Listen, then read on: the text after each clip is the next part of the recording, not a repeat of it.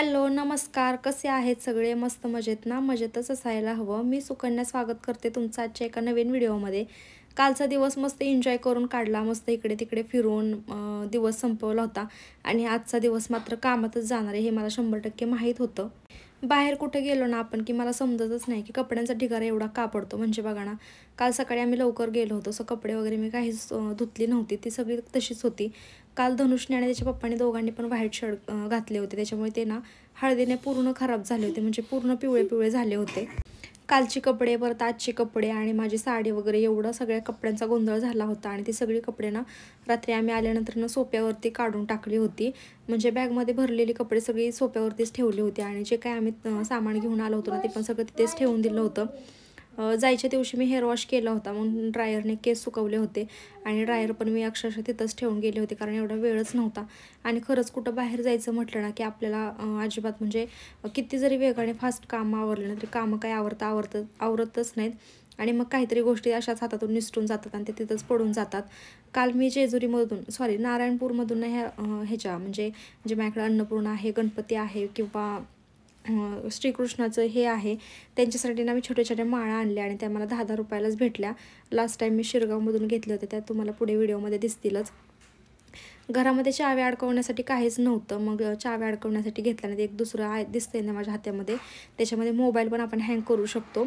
So ते एक घेतलं प्रसाद. आणि मग काय बरं अजून दाखवत होते मी तुम्हाला. धनुषना तिथं गेल्यानंतर ना जिथं आम्ही भंडारा वगैरे घेतला तिथं त्या ह्याच्यामध्ये कुंकामध्ये सारखा खेळत बसला होता.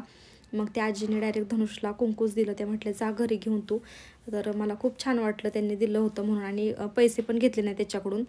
आम्ही खूप फोर्स केला पैसे देण्यासाठी, पण त्या नको म्हटल्या की आहे मी त्याच्यासाठी दिले, तुम्ही घरी घेऊन जा म्हणून.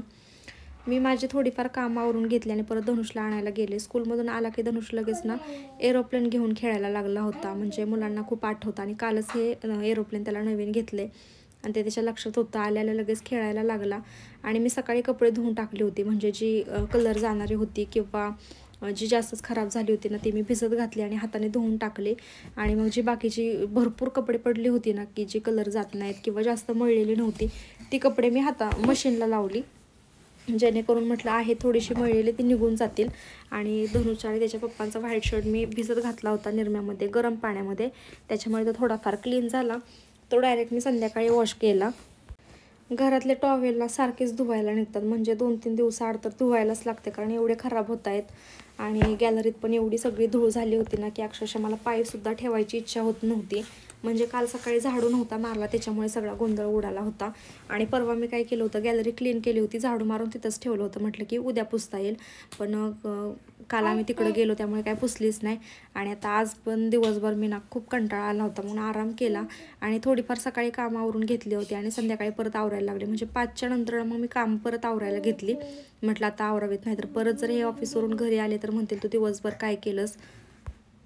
आपल्याला पण असं वाटतं ना की नेहमी घर सुंदर फ्रेश असावं. तसंच मला असं वाटतं की दिवसभर जो माणूस कंटाळून काम करून येतो त्याला घरात आल्यानंतर ना घरातले वाईब्स एकदम पॉझिटिव्ह वाटल्या पाहिजेत. म्हणून माझा जास्तीत जास्त प्रयत्न असतो की संध्याकाळी हे घरी यायच्या टाईमला सगळं क्लीन असावं म्हणून. तर चला, बोलता बोलता सगळी कपडे पण सुकायला टाकून घेतली. आता हे 1 तासामध्ये छान असे सुकून जातील. आता कोणतीही वस्तू आपण घरी घेऊन आलो ना त्याची एक्साइटमेंट ना डबल असते. म्हणजे आपण ते कधी घालून बघतोय, जर स्वतःला कपडे घेतले असेल तर कधी घालून बघतोय, किंवा धनुषला काय घेतलं असेल तर ती वेगळीच असते, किंवा ह्यांच्यासाठी काय घेतलं असेल तर ती पण वेगळंच असतं. आता मी काल हे देवासाठी आणलेलं ना माळा, तर मला कधी घालल ते असं झालं होतं, पण मी सकाळी काही देवपूजा केलीच नाही, कारण ना सकाळचीच काम आवरता मला खूप वेळ झाला, त्याच्यामुळे हे राहून गेलं. तर म्हटलं उद्या आंघोळ वगैरे घालता येईल, म्हणजे देवांना घासून वगैरे आंघोळ घालता येईल असं ठरवलं. पण तरी पण मला काही जीवाला चैन पडत नव्हतं. आपण म्हटलं हे घालूनच बघावं. आणि ह्या शिरगावमधून घेतलेल्या माळा आहेत मी ह्या, ज्या की मला 20 का 25 रुपयाला एक भेटली होती. मग त्यावेळेस मी 3 घेतल्या होत्या आणि एक कमी पडत होती, जे की माझ्या सासूबाईंनी गाय वासरू आणले मला, त्या कुठेतरी फिरायला गेले होते त्यावेळेस, मग त्याला एक कमी पडत होती. फायनली त्या सगळ्या लावून घेतल्या आणि खूप छान वाटत होतं. बेडशीट मी सकाळी धुण्यासाठी काढलं होतं, म्हटलं की वॉश कर, मशीन लावायची होती, म्हटलं मग सगळीच कपडे एकदम निघून जातील. परत 1-2 कपड्यांसाठी मशीन लावायची म्हटलं की माझ्या जीवावरती येतं. असं वाटतं की नको उगीच, मग चला आहे ना आपण हातानं करून टाकूयात म्हणून. तर होती बरीचशी कपडे, मग बेडशीट पण काढून घेतलं आणि मला ते बेडशीट अजिबात आवडत नाही. म्हणजे ते नाही, खूप डार्क कलरचं आहे. हे जे व्हाईट कलरचं आहे ना ते फेंट खूप छान वाटतं बेडवरती आणि पॉझिटिव्ह वाटतं घरामध्ये छान, म्हणून मग मी ते लावायला घेतलं. आणि धनुषला नेहमी लुडबुड करत असतो जेव्हा मी कोणतं काम करते ना त्यावेळेस. आणि बेडशीट अंथरताना तर त्याला खूपच मजा येते, त्याला तिथं उड्या वगैरे मारायच्या असतात. मुलांना कसं कळतं ना स्वतःची उशी वगैरे. धनुषला म्हटलं चल मी हे फेकून देते तुझी उशी, आपण टाकून देऊया. तर त्याने माझ्या लगेच हातातून हिसकावून घेतली आणि मग लगेच तिथं ठेवून दिली की म्हटलं मम्मा माझी उशी येते. निम्म्या रात्रीची जरी जाग आली ना तरी पण तो उशी शोधत असतो. बाकी सगळं कुठं गेलं तरी चालतं, पण उशी आणि त्याची जी गाडी असते ना ती नेहमी त्याला लागते जवळ, कारण त्याशिवाय त्याला झोपच येत नाही. तर चला छान अशी बेडरूम क्लीन करून झाली. फरशी वगैरे आधीच पुसून घेतली होती, फक्त बेडशीट टाकायचं राहिलं होतं. फरशी पुसून मग ते सगळं करून घेतलं. आता म्हटलं संध्याकाळी काहीतरी जेवण बनवायला पाहिजे, कारण सकाळी मी टिफिन पण दिला नव्हता. रात्री सासूबाईंनी येताना भरपूर मेथीची भाजी दिली होती, म्हणजे त्यांनी त्यांच्यासाठी घरी आणली होती आणि मग ती निवडून वगैरे ठेवली होती. पण म्हटलं की तू घेऊन जा, त्यातील धनुष खाईल म्हणून. पण मी सकाळी ह्यांना टिफिनच दिलं नाही आणि मग जाऊ दे म्हटलं आता संध्याकाळीच भाजी बनवता येईल. दुसरं भाजीला पण घरामध्ये काहीच नव्हतं, म्हणून मग भाजी पहिली स्वच्छ धुवून घेतली. आणि ही फळांचं जे बास्केट आहे ना ते मला खूपच उपयोगी येते. म्हणजे मी तांदूळ धुण्यासाठी घेतलं होतं, ते फळांवरती आलं आणि फळांवरून नंतर मग ते भाज्या धुण्यासाठी मला उपयोगात येते. आणि एकदम भारी वाटतं बरं का, ह्याच्यामध्ये काय धुवायचं म्हटलं तर इझी आहे एकदम. लसूण सोलायला घेतला आणि तोपर्यंत म्हटलं की धनुष बसला आहे टी व्ही बघत.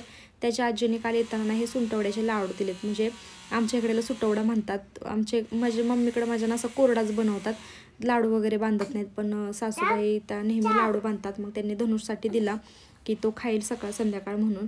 त्याला सकाळी टिफिनमध्ये दिला होता आणि मला वाटलं त्यानेच खाल्ला असेल की काय, पण मला वाटतं त्याने खाल्ला नसेल. स्कूलमध्ये कोणीतरी खाल्लेला असावा, कारण आत्ता दिला खायला तर मी खूप तोंड वाकडं तिकडं करत होता आणि नाहीच खाल्ला शेवटी त्याने तो. भाजीची तयारी करायला घेतली, भाजी धुवून ठेवली आणि मग छान असं लसूण सोलून मग चिरून घेतला. आमच्या ह्यांना मेथीच्या भाजीमध्ये भरपूर जास्त लसूण आवडतो आणि तेल पण जरा जास्तच लागतं. तेलखट असली भाजी तरच आवडीने खातात. आणि मिरच्या पण जास्त, मिरच्या माझ्यासाठी, कारण मला मेथीची भाजी स्पायसी आवडते. आणि आज मला जशी हवी होती ना सेम टू सेम तशी झाली होती. डायरेक्टली सगळं तेलामध्ये टाकून दिलं आणि छान असं परतून घेतलं. आणि आज मी शेंगदाण्याचा कूट पण टाकला नाही आणि मुगाची डाळ पण टाकली नाही, डायरेक्टली भाजी टाकून दिली.